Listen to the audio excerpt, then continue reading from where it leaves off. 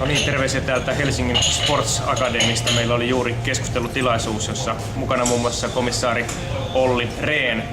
Puhuttiin Euroopan unionin ja Euroopan neuvoston nykytilasta ja tulevaisuudesta. Ja tämä on itselleni läheinen, sillä mä oon jo vuosia kuulunut tähän Euroopan neuvoston parlamentaariseen yleiskokoukseen, sen talouskomiteaan ja on vetänyt Suomen valtuuskuntaa.